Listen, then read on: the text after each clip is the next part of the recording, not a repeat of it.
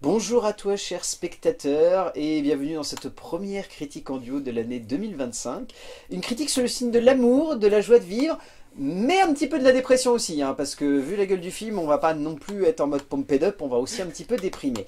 On va parler de L'amour au présent, We Live in Time, de John Crowley, qui nous raconte donc l'histoire de Tobias et Almut, qui sont deux personnes que la vie aurait dû toujours opposer, je pense, au vu de leur corps de métier, au vu de leur rythme de vie, mais qu'un fortuneux accident va faire en sorte de les mettre l'un en face de l'autre. Et à partir de là, une belle histoire d'amour va naître et nous allons découvrir cette histoire d'amour. Et pour en parler avec moi, la vache Maël, ça faisait, on vient de s'en rendre compte, mais ça faisait 1 an et 1 mois quasiment qu'on ne s'était pas vu pour une vidéo. Comment vas-tu? Mais ça va et toi? Ça fait vraiment plaisir d'être de retour. Tu inaugures ces critiques en duo 2025. Ah là là, c'est pas merveilleux ça? Mais oui, c'est très beau. Et en plus pour un film d'amour. Oh, pour un film d'amour en plus. Alors, disons que sur le papier, ce film, c'était, entre guillemets, l'un des petits événements de la fin d'année 2024 aux États-Unis. Parce que, pour rappel, le film est sorti en septembre aux États-Unis. Donc, il a un petit peu de retard chez nous, on va pas se mentir. Sur le papier, il donnait vraiment envie pour ce casting, en fait. Parce que j'avoue que Andrew Garfield et Florence Pugh, sur le papier, ça donnait vraiment envie de voir si les deux acteurs allaient avoir une belle alchimie. En tout cas, les deux... Ils ont beaucoup amusé les réseaux sociaux avec toute la campagne de promo autour du film, ils se tapaient des bonnes barres ensemble, et on avait la sensation qu'il y avait quand même un petit truc qui s'était passé entre eux, ou en tout cas une belle petite alchimie qui pouvait donner naissance à un truc sympa au cinéma. John Crowley, c'est un cinéaste avec lequel j'ai beaucoup de demi-mesures, parce que le dernier film que j'ai vu de lui, c'est Le Chardonneret, que je ne trouve pas très bon. Je n'ai pas vu, je ne connais pas du tout ce type. Pour moi, le film il s'appelait Chardonnay et je trouvais ça encore plus drôle de penser que. Chardonnay, c'est un très bon film. Non, c'est un petit oiseau le Chardonneret. Oui, bon. Mais non, regarde pas. Ça dure 2h30 et c'est très long et pas très passionnant. Donc, je partais un petit peu avec des réserves en me disant. Peut-être que l'ensemble peut tenir la route, peut-être que ça peut être sympathique, peut-être que cette histoire d'amour peut être touchante et émouvante. En tout cas, c'est ce que ça nous promettait. Je me tourne vers toi, mon cher Maël, et je te demande ce que tu as passé de cet amour au présent. Eh bien, cet amour au présent, j'ai beaucoup aimé. Enfin, en vrai, j'ai beaucoup. C'est peut-être un peu trop, mais j'ai bien aimé. J'ai passé un bon moment. C'était vraiment un très très chouette film. Andrew Garfield et Florence Pugh, c'est absolument le couple parfait. Genre vraiment, j'ai envie de le voir tout le temps. Mais l'histoire vraiment est très sympa. C'est vraiment un bon petit film. De fin d'année. Genre je trouve qu'il mélange un peu les films de Noël un peu clichés, genre t'as le côté cuisine et t'as le côté un peu love story, machin, etc. Et c'est vraiment très sympathique pour le coup. Oui, bon, c'est sympa. On va être sincère tout de suite, cette histoire n'a rien de novateur, voire même pire, je crois qu'on est sur un bon gros cliché, et je trouve que le fait que tu aies cité les films de Noël, c'est une très bonne idée, parce que honnêtement, on aurait rajouté l'amour au présent à Noël, que je me serais dit, et en cuisine. Oui, et en cuisine. L'amour en cuisine au présent, un truc comme ça. Non mais voilà, vous voyez l'idée, en gros c'est vraiment, je dirais pas que c'est cucu, mais c'est très sirupeux, c'est beaucoup de tire-larmes, c'est beaucoup d'instants de vie qui vont être sublimés par un petit jeu soit de comédie, soit d'émotion. C'est un film qui est pas très subtil dans ce qu'il cherche à amener à l'écran. C'est un film qui est sympathique dans le sens où ce qu'il veut faire, il le fait avec justesse et sincérité. Donc ça fait que derrière, même si on y voit des maladresses, des facilités et des instants où on se dit franchement, c'est un peu abusé niveau vas-y on va tirer les larmes, etc. On est entraîné parce que comme tu l'as dit, pour moi c'est typiquement le genre de film où les acteurs font 60% du boulot. Oui, ah oui clairement, vraiment en vrai ils sont très justes, ils sont très bons dans... Enfin vraiment les deux acteurs principaux ils sont vraiment parfaits. Et ils font pas plus, pas moins. Le film prétend pas être non plus la comédie dramatique de l'année, mais c'est vraiment un chouette film. Ouais, c'est ça. Et il suffit de voir, je crois qu'aux Golden Globes, les deux sont dans les catégories meilleur acteur et meilleure actrice dans une comédie ou un musical. Donc ça prouve bien qu'ils impriment quelque chose à l'écran et qu'en tout cas, si le film est pas très fin, leur relation elle est construite sur une certaine idée qu'ils se sont fait du couple et qu'ils ont réussi à transmettre au spectateur. Et c'est plutôt joliment fait parce que le film aborde beaucoup de thématiques. Par moments c'est très intelligemment fait, par d'autres moments on a la sensation que les auteurs sont un peu paumés et qu'ils savent pas trop comment amener ça subtilement, mais le film parle d'énormément de choses, ça parle de la complexité d'une relation, ça parle des étapes d'une vie qui peuvent parfois être très charnières, ça parle aussi des difficultés qu'on rencontre soit en amour, soit soit à côté. Et le film, ça sera pas du spoil, hein, vous en faites pas parce que c'est montré directement dans la bande-annonce, mais ce film a ce rapport à la maladie et à cette idée qu'on se fait justement d'affronter ça en tant que couple. C'est ça en fait qui donne de la sève à toute cette relation et qui fait que même si c'est cliché, ça reste tout de même attendrissant. Oui, c'est ça, ça marche super bien. Et puis en fait, tu comprends à peu près les points de vue des deux et tu t'attaches quand même assez facilement à que ce soit à la vie d'Andrew Garfield qui veut vraiment que tout aille bien, etc. Et Florence Pugh qui a cette envie de se dépasser et puis de laisser quelque chose un peu derrière elle. Et vraiment, ça marche quoi. Ouais, ça marche. Je te propose qu'on saute dans l'écriture. Oui. Donc le scénario est signé par Nick Payne. Disons que bon, l'écriture, c'est pas le gros point fort du film, parce que Nick Payne a eu une idée. Et je pense que c'est cette idée qui donne son originalité au film et qui fait que si les spectateurs n'ont pas été surpris, ils ont été convaincus par ce qu'ils ont vu. Parce que, on va pas se mentir, c'est pas un film très subtil dans ce qu'il cherche à évoquer. C'est-à-dire que si on s'arrêtait à l'ensemble dramatique, c'est des étapes, mais plus cliché, tu meurs dans les relations de couple. Oui. Mais l'originalité, c'est que c'est dans le désordre. C'est vrai. Le Et montage. c'est pas une vanne, c'est vraiment ça. En fait, c'est ce que je te citais comme exemple. C'est ce qui fait que devant Challengers, on se dit oh, c'est quand même vachement original Challengers. Remettez le film dans l'ordre. C'est pas du tout original, ça n'a rien de neuf, c'est juste une meuf, deux mecs, point barre. Et ben là, c'est le même principe, c'est une meuf, un mec, et c'est tout. On se laisse porter par leur vie, on les découvre au fur et à mesure de certaines étapes, on cerne leur couple. Mais vu qu'on a une recontextualisation constante dans un présent qui, lui, est un petit peu plus macabre, ou en tout cas, qui questionne beaucoup plus le relationnel qu'ils ont l'un par rapport à l'autre, et bah du coup, on se dit, bah, ouais, en fait, c'est plutôt original, alors qu'en fait, pas tant que ça. Ouais, et puis même au début du film, t'as l'impression de. Enfin, tu comprends rien, tu dis, alors attends, là, elle a les cheveux longs, là, elle a les cheveux courts, donc alors attends, ça se passe avant, ça se passe après. Andrew Garfield, il a des lunettes, il écrit dans son carnet, après, tu sais plus, et puis à un moment, il se retrouve à l'hosto, genre, mais. Vraiment, les lignes chronologiques, je pense que. Au début, c'est un peu déroutant. En fait, les 20-30 premières minutes, moi, c'est le moment où je me suis dit, tiens, c'est original. Et en fait, passé les 20-30 premières minutes, tu fais, en fait, c'est pas du tout original, c'est juste que c'est un peu trompe-l'œil Ouais, pour en tout cas perdre le spectateur. Ce qui fait que je comprends que tu te sois retrouvé dans cette situation. Parce que moi, c'était pas le cas, je me suis dit, oh, il y a un truc là. C'est bizarre, avant ils étaient ensemble, là ils sont plus ensemble, et là ils se rencontrent. Ok, d'accord, c'est dans le désordre. Si j'ai commencé à me dire, ça se trouve, c'est un film qui parle d'Alzheimer. Et je me suis dit, ah bah tiens, pourquoi pas, ce serait original. Et après, j'ai compris, ah non, c'est pas cette maladie-là. C'est pas cette maladie-là, c'est autre chose. C'est autre chose. Et c'est là que du coup, on se laisse emporter et qu'on se dit, ok, bon, d'accord, je vois dans quelle direction le film veut m'embarquer. Et en fait, ce qui fait la force de cette écriture, c'est que disons que là, on a brassé ce qui est très cliché et peu original. Ce qui est vraiment cool, je trouve, c'est d'avoir su, de manière intelligente, juxtaposer du dramatique pur, voire du tragique même par moment, et amener des petites pointes d'humour, d'émotion, qui certes vont pas être fantastiques, mais vont donner à certaines scènes une petite vibe atypique, ou en tout cas particulière. Genre, je pense par exemple à toute la manière avec laquelle Nick Payne a structuré la grossesse en fait d'Almouth. Oui. C'est très intelligemment fait parce qu'il y a un jeu entre les personnages qui est assez drôle. C'est genre, j'aime beaucoup cette scène où elle se lève, elle va sur les chiottes et lui il arrive avec ses lunettes, son carnet et qui fait tu sens que t'es à combien là espacement des contractions. Ok, j'appelle. Et je me suis dit, c'est pas très original, mais la manière avec laquelle c'était joué, la manière avec laquelle c'était structuré, je me disais, c'est sympa. Et en fait, je pense que c'est ça en fait l'originalité de cette écriture, c'est que là où beaucoup de films qui vont jouer sur une relation de couple et montrer les différentes étapes vont avoir tendance plus à soit jouer sur le décalage des personnages, soit jouer sur vraiment des gros instants d'émotion, l'équilibre il est fait ici simplement dans cette sensation de voir ce couple et de le connaître. Et en fait de s'y attacher comme si c'était des potes. Mais oui, c'est ça, c'est ce que je disais au début, c'est qu'on vraiment on s'attache assez facilement aux deux personnages et puis on comprend leurs deux points de vue et puis il y a des situations où tu te dis ah putain bah, moi j'aurais sans doute réagi comme ça ou comme ça. Enfin je sais pas moi, là, aussi la scène de l'accouchement où lui il est complètement paniqué, il sort de la voiture en plein bouchon et puis il est là, il va avoir une station-service, il sait pas trop quoi faire, il revient dans la voiture, elle est plus là, tu sais, ah merde. Du coup, c'est plein de petits trucs comme ça et c'est vraiment très, très sympa et puis...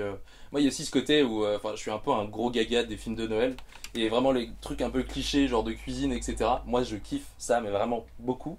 Et même les parties de chef, c'est pas l'histoire principale du truc. Non, mais c'est vrai que pareil, ça apporte un cachet assez sympa. Et tu reconnais un peu les thématiques. Vraiment, tu t'associes pas mal à ces trucs-là.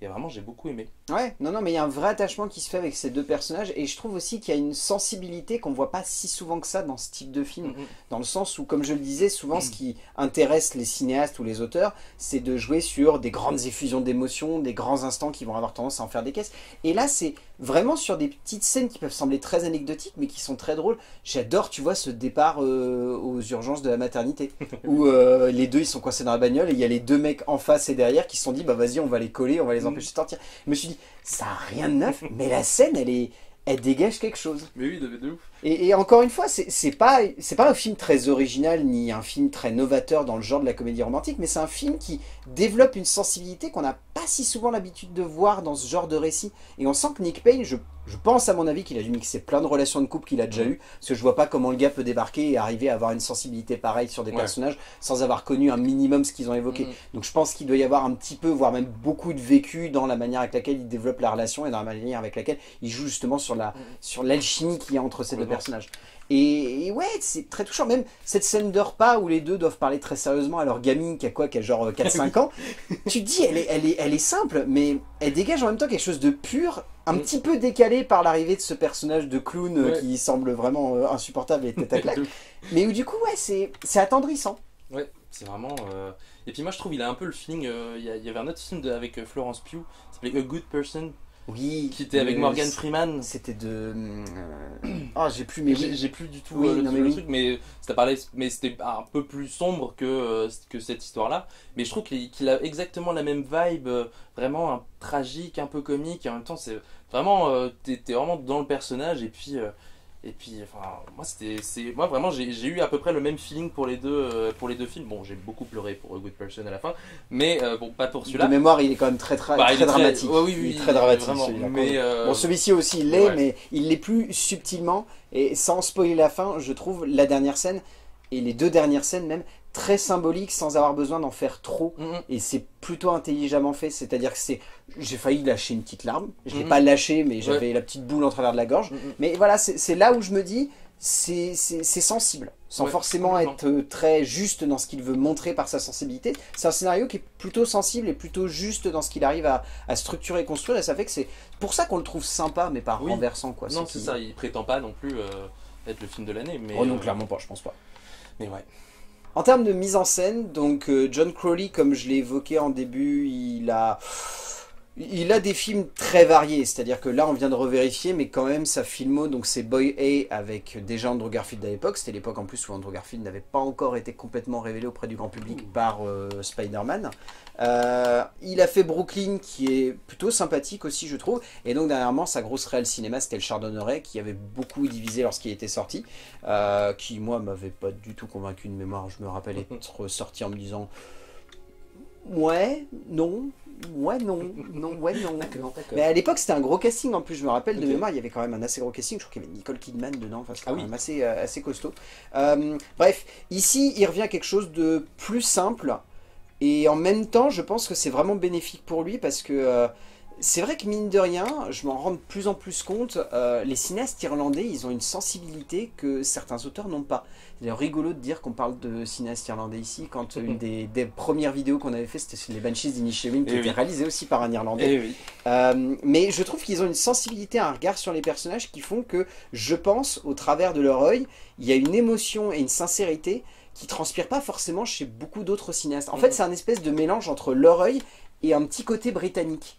Tu vois, j'aime bien comment les Britanniques ils filment l'émotion. De toute façon, il suffit de voir les trois quarts des vraiment bons films de Noël ou des bons films d'amour. C'est des Anglais qui les ont fait. C'est-à-dire Love Actually, Notting Hill, 4 mariages et un enterrement. Voilà. Bon, c'est toujours Richard Curtis quasiment, mais voilà, c'est pour montrer à quel point il y a un lien. Mais voilà, je trouve que dans le regard de Crowley ici, il n'y a pas de nouveauté, encore une fois, il n'y a pas d'originalité, il n'y a pas de moment où on se dit « Ah tiens, c'est étonnant », mais il y a une vraie subtilité dans la manière de juxtaposer les émotions. Moi, par exemple, c'est un truc que je trouve très bête, mais la scène où justement il y a l'accident, ça aurait pu être filmé de manière très rocambolesque, genre j'en sais rien, on met un gros plan, genre il y a un noir, tu sais, genre au moment où il se prend la bagnole. Là, il a choisi le truc très fun de faire ça en un seul plan.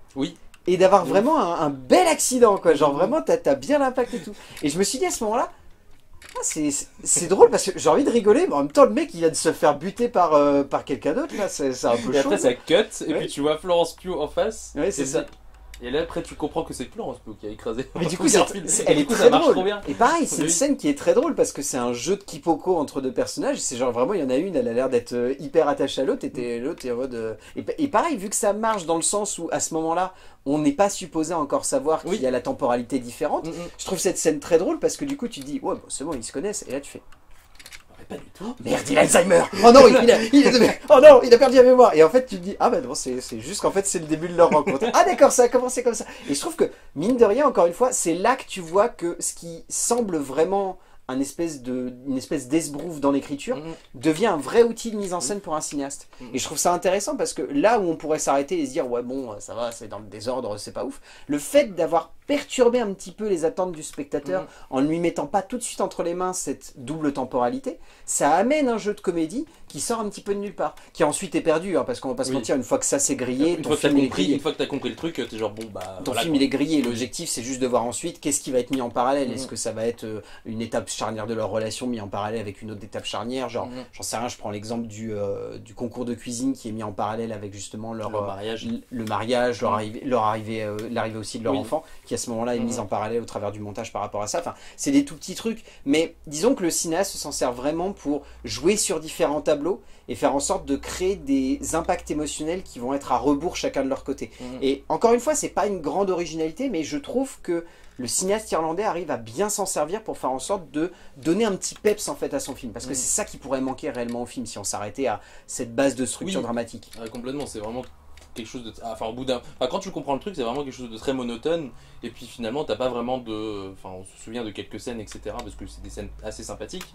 Mais finalement, c'est un peu classique, quoi. Ah bah c'est classique, mais je sens que c'est voulu. En fait, c'est ça qui est un petit peu surprenant, c'est que sur plein d'aspects, moi j'ai vraiment envie de le remettre en parallèle avec Challengers parce que je trouve que les deux, ils avaient cette même manière en fait d'aborder les relations, mais de les mettre dans des temporalités dispatchées, comme pour inciter le spectateur soit à mettre en parallèle certaines émotions, soit juste à essayer de voir en fait comment une évolution d'amour peut avoir de l'impact au travers du temps. Sauf que là où ici, Crowley choisit vraiment d'orienter ça sur la sensibilité et l'émotion du spectateur. Challengers, c'était plus de l'esbrouf pour genre donner de la nouveauté à un mélodrame érotisant un peu Et puis il y bas avait de aussi plafond, le côté des deux personnages qui se battent, enfin qui étaient C'est ça. Challenger. Donc, Et on va pas se mentir, de manière globale, le film était vraiment une espèce de performance esthétique pour Luca Guadagnino, là où ici je trouve que Crowley se met vraiment au service du scénario pour sublimer entre guillemets ce qui pourrait être des facilités et donner la sensation que hop, il y a une petite originalité. Par exemple, tu l'évoquais, mais cette scène de on se rend pour accoucher, on est bloqué dans les bouchons, on va dans une station-service, sur le papier, cliché. Crowley la met en scène avec beaucoup, je trouve, de sobriété, d'élégance et de crédibilité.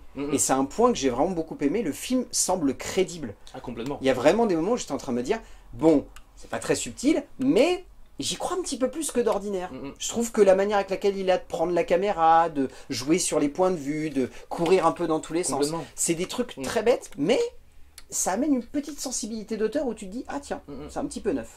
Et puis il arrive aussi à rajouter un peu des scènes de vie entre guillemets normales à son récit. Enfin, je sais pas, quand je pense aux scènes de cuisine avec la fille où ils vont chercher des œufs dans leur potager ou les légumes, etc. En fait, c'est des petits moments de vie qui rapportent vraiment quelque chose d'assez simple, enfin vraiment de très touchant au récit. Et ça marche, quoi. Là, c'est le côté très terre-à-terre finalement de cette relation. C'est-à-dire qu'on en oublie, mais c'est vrai qu'on se dit au cinéma, une histoire d'amour, il faut forcément que ça soit grandiose, il faut qu'il y ait des grands élans dramatiques, il faut qu'il y ait une intensité qui se dégage de chaque scène. Et finalement, Crowley se dit ici, bah, c'est pas ça qui m'intéresse. C'est ça. Ce qui m'intéresse, c'est juste de laisser ces personnages vivre. Et peut-être qu'en vivant, bah, si le spectateur a un tout petit peu de sensibilité ou un tout petit peu de recul, il va se dire, bah, c'est beau, parce qu'en fait, je me sens un petit peu proche de ces gens-là. Et c'est un truc tout bête qu'on a tendance à oublier au cinéma, parce qu'au cinéma, on veut quelque chose qui me détache un petit peu de la réalité. Mais parfois, ancrer un récit dans une crédibilité qui sert des protagonistes, qui sert une émotion, genre là, de l'amour, bah, c'est peut-être juste ça qu'il faut. Bah oui. Putain, vu la période dans laquelle on est, on en a besoin d'amour aussi. C'est peut-être pour ça. C'est peut-être pour ça en fait que ce film a reçu un accueil public aussi positif malgré son classicisme. C'est parce que dans ce classicisme, il y a quelque chose de vrai qui se dégage de ces personnages. Et du coup, bah, ça fait du bien. Mais oui. Ça fait vraiment du bien. Bon petit film de Noël. C'est ça. Je te propose qu'on passe au casting, justement, Ouais. casting qui est tout de même assez intéressant. Alors, on va pas se mentir, il n'y a pas beaucoup d'acteurs secondaires qu'on va retenir. Genre les acteurs secondaires, moi perso, j'aurais tendance à retenir Lee Braithwaite qui joue donc Jade, la collaboratrice de Ah oui. Helmut, Mhm. dans sa cuisine. On peut retenir aussi Douglas Hodge qui joue donc le père de Tobias, Oui. qui est très sympathique, qui est très Ouais, touchant, je bah, trouve. qui est sur une scène, quoi. Ouais, non, mais qui dégage un petit quelque chose. Ouais. Tout comme Naïm Keusak qui joue donc la mère de Helmut. Ouais, de Helmut. Et Amy Morgan qui joue donc sa sœur, Mhm. qui est très touchante également. Toi, je sais que tu as une réserve sur Grace Delaney, J'ai pas, donc la petite oui, Ella. la petite fille, ouais, j'ai trouvé qu'elle joue un peu mal, mais bon, après... On lui pardonnera par son jeune âge. oui, c'est ça. Son très jeune âge, parce que mine de rien, ouais, elle est très très jeune quand même, parce que ouais, elle doit pas dépasser les 6 ans. Donc, Ah oui, clairement. ouais. Et puis après, bon, on la voit pas dans pas beaucoup de Ouais, scènes, voilà, donc, c'est ça. Donc, bon. Et après, donc, nous avons Andrew Garfield et Florence Pugh, qui, on va pas Voilà. se mentir, le film se fait vraiment en grande majorité par leur alchimie.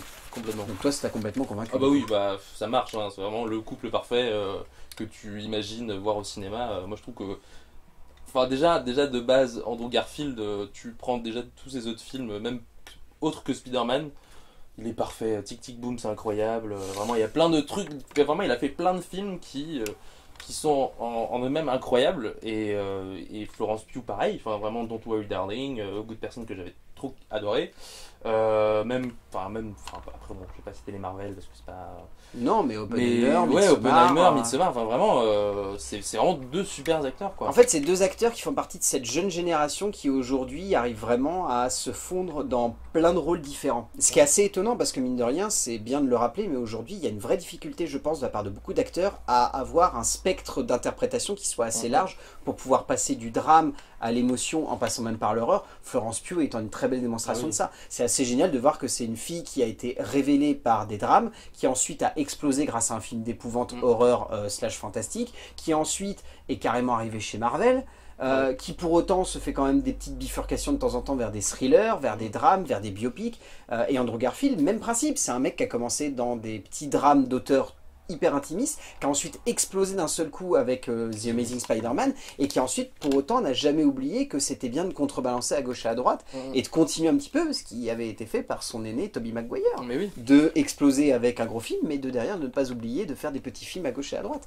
Et les deux font partie de cette génération d'acteurs, moi qui je trouve est particulièrement passionnante à suivre, parce que c'est un peu comme DiCaprio, c'est-à-dire que tu sais que les films dans lesquels ils vont jouer, ils vont avoir une spécificité ou une originalité. C'est pas juste des films qu'ils vont faire pour le principe de faire des films. Ils vont vouloir se greffer à un long métrage parce que ce long métrage leur parle. Et je pense qu'ici, ce qu'ils ont voulu raconter tous les deux, c'est à quel point une relation de couple, c'est quelque chose de très universel. Et qu'on a beau passer par des étapes différentes et avoir des moments charniers qui vont être tous appropriés entre guillemets à la manière avec laquelle on aborde notre relation, on a des trucs, des émotions, des instants, des fragments de vie qui se ressemblent et qui méritent d'être interprétés comme ça au cinéma. T'as tout dit. Je sais pas si j'ai tout dit, mais j'ai essayé de le dire de façon poétique. C'était vraiment très beau. Mais voilà, mais je pense que de manière globale, John Crowley il démontre une nouvelle fois que c'est un très bon directeur d'acteur, parce que déjà c'est lui qui a révélé quasiment Andrew Garfield, donc c'est bon de le rappeler. Et au-delà de ça, c'est vrai que la plupart de ses films, même si on a des petites anicroches sur des points à gauche ou à droite, c'est quand même un mec qui sait vraiment très très bien diriger ses acteurs. Vraiment. On arrive à la fin de cette vidéo, qu'est-ce que tu retiens de L'amour au présent ou We Live in Time? Je dirais... j'ai envie de manger maintenant. Je te comprends. Oui, je te comprends. non, mais c'est vraiment un bon film. Hein, j'ai vraiment passé un bon moment. C'est un bon petit film de Noël parfait. Même un peu après Noël, ça reste quand même très chouette. Mon petit film d'hiver, tu vois, j'aurais dit. Oui. Genre arrondi à l'hiver. Oui, Il y c'est a un pas petit mal côté ça. cosy, Oh, chaud, au coin du feu. C'est ça, tu te mets un petit plaid avec ton petit chocolat chaud. Et là, c'est vraiment une petite soirée parfaite. Ouais, c'est pas faux. Non, mais oui, voilà, c'est un film sympa. Voilà, c'est ce qu'on va retenir. Disons que l'année 2025 démarre avec ce genre de petit film. On va pas dire que c'est un mauvais démarrage parce que c'est un démarrage qui donne le sourire. C'est un démarrage qui fait plaisir. C'est un démarrage qui est amusant. Qui est amusant et qui est touchant. C'est ça en fait qui fait que ça marche, L'amour au présent. C'est que c'est pas un film qui va vous étonner, mais c'est un film qui va réussir à vous embarquer dans son petit univers et avec ses acteurs. Donc avec ça en tête, L'amour au présent de John Crowley, si vous voulez aller le voir en salle, allez-y. Et si vous y allez avec votre moitié, c'est encore mieux. C'est encore mieux.